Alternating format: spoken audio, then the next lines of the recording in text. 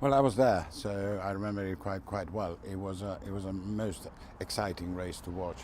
The two pacemakers for Bastino went off at a probably 5 furlong pace and then a mile in pace, and it was an amazing duel to watch. And it wasn't really until the last 100 yards that you knew that Grundy was going to get out on top. And it was a truly run race, and it's one of those races that is etched forever in your memory. Can you sum up the atmosphere that day, please? It was very exciting. It was, you know, the stands were erupted in the last furlong, and you actually, they're two very brave horses, and you actually didn't want one to lose because it was such an exciting race, and both horses battle away so bravely. And did it make a mark on you as a young man? Definitely, yeah. It's one of those races you never forget.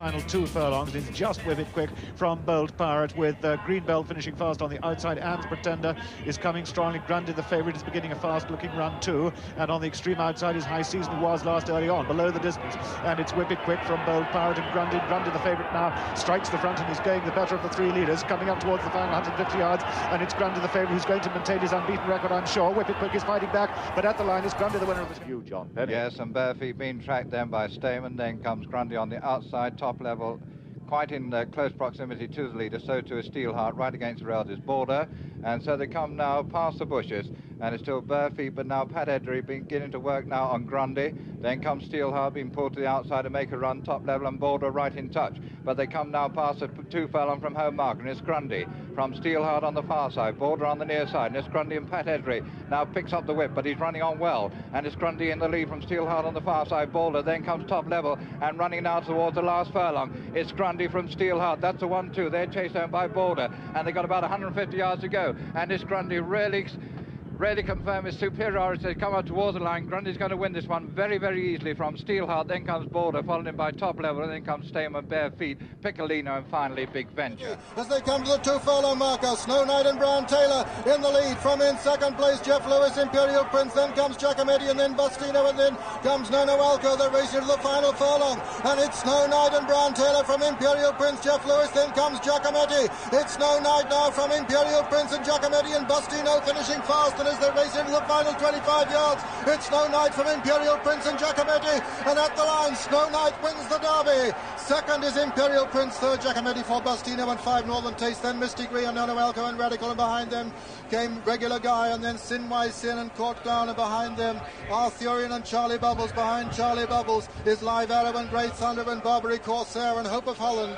and last is Grand Orient. And so the result of the 1974 Derby is first number 19, Snow Knight, owned by Mrs. Neil F. Phillips, trained by Major Peter Nelson, and ridden by Brown Taylor. Second is number 11, Imperial Prince, owned by Colonel F.R. Hugh Williams, trained by Noel Merlis, and ridden by Jeff Lewis. And third, number 7, Giacometti, owned by Mr. Charles and George, trained by Ryan Price, and ridden by... companion and pacemaker Rebo's son, and it's Bastino now who bursts into the lead. Joe Mercer getting first run on the rest, but watch Lester Pickett now coming in third on Giacometti. 2 furlongs, a little more to go, and it's Bastino now being pressed by Giacometti. It's these two. Imperial Prince's fourth at the moment, coming to the last furlong and a half, and it's Bastino from Giacometti. These two from Rebo's son in third, Imperial Prince's fourth, and he's not going to win. Coming to the last furlong, and it's between Bastino and Giacometti. At the moment, it's Bastino all the way, but Giacometti getting closer, well inside the final half furlong, and the favourite's going to win it all right. It's a bloodless victory for him in the end. It's Bastino by 3 or 4 lengths more, in fact, and at the line, Bastino wins the St. Ledger. Giacometti is second. Rebo's son did his job awfully well as pacemaker. And they're on their way, and the 1975 Derby appeared to be between just 2 runners, Alec Head's French 2,000 guineas and Prix Lupin winner Green Dancer, who was made the short price favourite, and from Peter Walwyn's stable, the Irish 2,000 guineas winner Grundy. Or could the Maurice Zilber train fill in a biliary, upset the pair?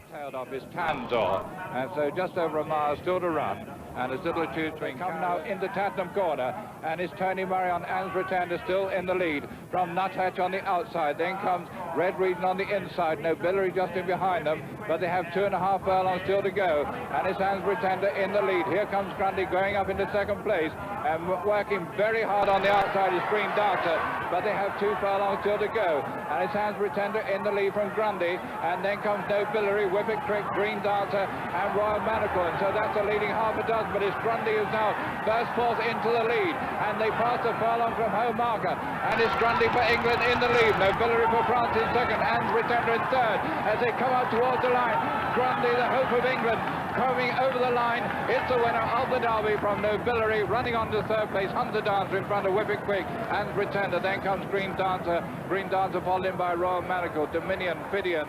Then comes Nuthatch, Romper, Red Region. The winning distance of 3 lengths was the longest for 12 years and the time the 3rd fastest since the war, after Nijinsky and Snow. They turn now with just about 2.5 furlongs to go. Hans Pretender has taken it up, and it's Hans Pretender with on the near side. Irish Star King Pellinor is just behind them. Grundy is coming on the extreme right now, and as they have about 1.5 furlongs to go, Grundy coming on the outside, and as they hit the last 1.25 furlongs, it's Grundy out in front, and Grundy coming on, and Grundy coming away, and as they race down inside the final furlong, there he goes, Grundy, and the King is chasing Grundy, but the King is in front. The King of the day is Grundy. In second place is King Pellinor. In third comes Hans Pretender. Then comes Sea Anchor. They're now head for home in the Coronation Cup, just over 3 furlongs to run, and Rebo's Son now being joined by Bustino. Ashmore in close proximity on the outside, but it's Bustino for England now goes into lead with 2.5 furlongs to go. From the French train, Ashmore in second place, Comtesse Loire under pressure on the outer, then comes Millsbond. Rebo's Son now dropping away into 5th place, but they have 1.5 furlongs to go, and the 2 leaders under pressure. It's Bustino just in the advantage as they come now towards the final furlong. It's Bustino and Ashmore, these two fighting it out, but Joe Merce from Bustino has the edge on Ashmore on the near side and leaves some mountain. They have 100 yards to go, and it's Bustino for England going to win the Coronation Cup. Ashmore will be second. So Peter O'Sullivan can now reflect on the enormity of the event and has the race card from the day, a race card bearing many secrets. So Peter, talk us through this incredible race card. First of all, I hate to say it, but there are a lot of bets everywhere.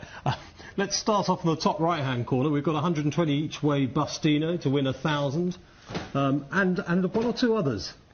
Yes, and it looks as though I went a bit mad, actually. But I mean, this is quite unnecessary information, but it was just, I used to, having written everything possible on the race card, I suppose I put in a little bit of personal involvement, and here I've rather overdone it. I seem to have backed pretty well everything. I mean, I'm amazed looking this up the other day to see that I'd even have 30 quid with Lloyd's at 220 to 1 against a dead heat. Just at the top here, Lloyd's £30 at 220 to 1 against a dead heat. Were you anticipating it? Was the build-up for this race so big that Grundy and Bustino couldn't be split, I suppose? Well, I just thought, maybe they'd just come to the line and be inseparable.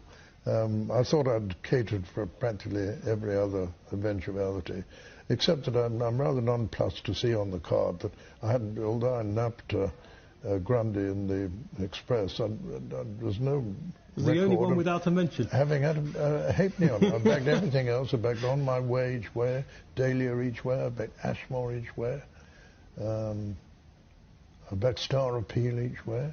And quite interesting, and laid a bit back too. Yeah. Laid 75 quid each way Bustino and laid 40 quid each way Dahlia. Well, this is a 1975 Betfair account, isn't it? Well, you'd think so, wouldn't you, really? But you see, there's nothing new about hedging, about laying a bit back, about limiting your liability. But it's quite interesting. And when you see the names of these horses, I mean, these are absolute superstars, Star Appeal and Dahlia, as we've said, and they were good horses beaten out of sight by Grundy and Bustino. Absolutely, you make a very good point, because there you have horses that were respectively beaten 7 lengths and 20 lengths by Grundy, and that's Star Appeal and On My Way, and they were first and second in the Arc de Triomphe later in the year. Amazing.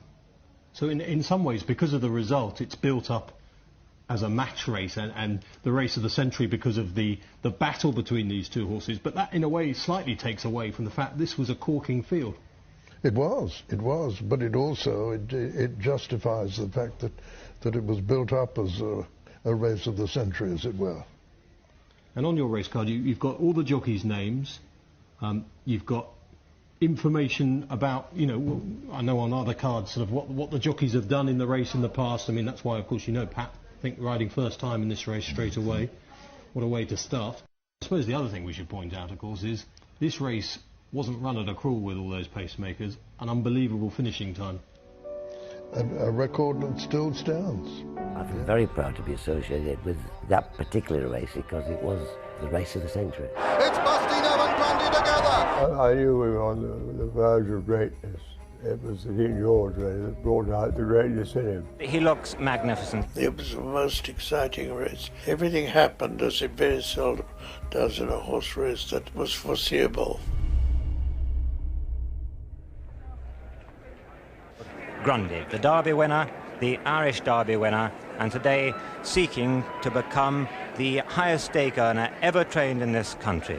And here, perhaps the outstanding four-year-old in training, Bastino. He's really got depth. He's become a really powerful individual. We weren't certain to win at all. We knew Bastino was our big obstacle to winning. One of the best horses I've ever ridden, but a lovely character. Great character, and a good-looking horse too. He'd always be tanking with you on the bridle. He was just a pleasure to sit on, pleasure to ride out on Tuesday morning. And they're away. And Bastino himself is one of the first to show, from Grundy on the outside. Dick Hahn had three in the race, pacemakers, to make the race fast-paced, in case I didn't quite stay. But Frankie Dare rode highest, I think it was, and Eric Eldon rode Kinglet, who went off for the clappers of hell. I mean, he really did tank on the first four. It's Kinglet who's going on. Kinglet from highest. Then Kinglet went on. He led me roughly to about 4 out, but couldn't go any further, so I had to take it up. And I'm thinking, no, have I gone too soon? Well, I can't do anything about it. I've got to go. And he just galloped this horse into the straight. Nothing's there, nothing's there. Then a furlong and a half out, I could hear Pat Edry hard at work. I thought, I'm still going to hold him, still going to hold him. Bastino on the far side, Grundy on the near side, the 3-year-old and the 4-year-old. They race into the final 150 yards. And it's Grundy going on from Bastino and Deleuran on my way. Bastino's finding his way back, but Grundy's holding him as they come to the line. Grundy wins it, Bastino second, Deleuran third. And my horse changed his legs, tongue went out, and I was beat.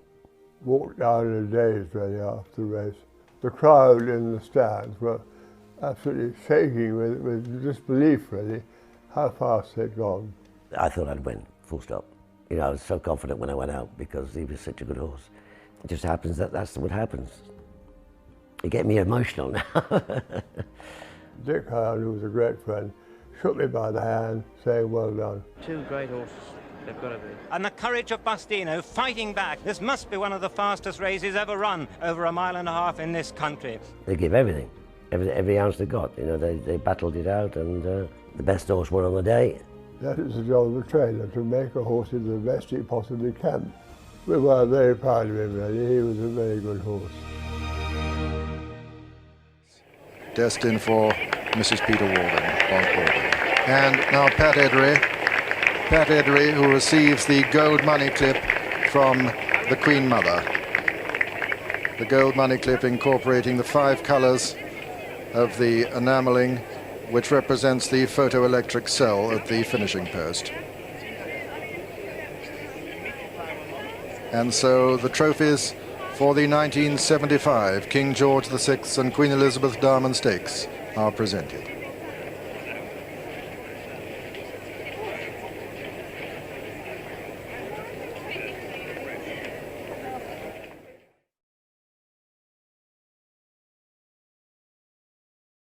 During the past 22 years he was at Wolverton, he was looked after by the same man throughout, Clive Godfrey, with whom he shared a quite remarkable bond. They knew each other's ways inside out, Willie, with great friendship. I feel that's the first thing when I saw the horse had died. I felt sorry for Clive because you can see, look at them playing there. Now that horse, he's 26 years of age, and ever since he went into the stud, He's been looked after by this, so they know one another. And he grabs a hold of his arm, and he just grabs a hold of him enough, and he just gives him a tap on his shoulder just to say, hey, that's enough, lad, and he would let go. They have great fun together in that paddock, and I really nearly sort of brought tears to my eyes that day we went down there to see that. I really enjoyed seeing that old fella, and I never rode him, but it's seen that old boy going around his paddock. Look at him there. And then he's giving us a smile here. He'll give us a smile in a minute. He still had 14 mares this year and got them all in foal. And I believe last year he got a mare in foal that somebody else couldn't get in foal, yeah. So he could still do the business at 26. A classic winner and champion of his generation at 3 and 4 years, Bastino numbers the Coronation Cup and St. Leger amongst his 5 group victories. Sire of such notable performance as European champion Height of Fashion, Easter Sun, Bastomi, Alma Ata, Dish Dash and Kitty Hawk, Bastino has been represented by 3 group winners in 1984. They include the Group 1 winner Stafida, Bedtime, and the courageous Barushka, seen here winning the Group 3 Park Hill Stakes at Doncaster. It's Barushka from Glowing with Pride, then Bustling Nellie's job has been done, she's fading, just over 2 to go. Barushka in the lead from Glowing with Pride, then Allegedly Blue finishing fast on the outside of Bonneal. Behind these comes Out of Shot trying to pick up ground, but with a lot to do. Just over a furlong to go, it's a battle between Barushka and Glowing with Pride, and it's a battle that Barushka is winning at the moment. A furlong to go, she's staying on very gamely indeed. Leicester switches to try and get a run on the inside, but Barushka has the ball. Barushka by 2 lengths from Glowing with Pride. Allegedly Blue's going to finish 3rd, coming up towards the line. Barushka outstayed her rivals, the winner. The best son of European champion Busted, Bastino, who stands at Wolverton Stud, has achieved a remarkable 90% fertility over his first 9 seasons at stud. Well, I was there, so I remember it quite well. It was a most exciting race to watch. The 2 pacemakers for Bastino went off at a probably 5 furlong pace and then a mile in pace, and it was an amazing duel to watch. And it wasn't really until the last 100 yards that you knew that Grundy was going to get out on top. And it was a truly run race, and it's one of those races that is etched forever in your memory. Can you sum up the atmosphere that day, please? It was very exciting. It was, you know, the stands were erupted in the last furlong, and you actually, they're 2 very brave horses, and you actually didn't want one to lose because it was such an exciting race, and both horses battle away so bravely. And did it make a mark on you as a young man? Definitely, yeah. It's one of those races you never forget.